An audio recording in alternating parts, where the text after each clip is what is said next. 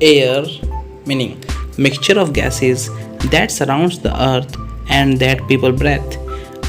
यानी कि धरती के चारों ओर एक मिश्रण होता है गैसेस का, और इस जिसे मानव पौधे जानवर सांस लेते हैं। वायु वायुमंडल, हवा हवा भाव पवन, यानी कि हवा को ही एयर बोलते हैं। Air is made up of primarily nitrogen at 78% and oxygen, which makes up around 21%, and then other gases such as carbon dioxide and argon.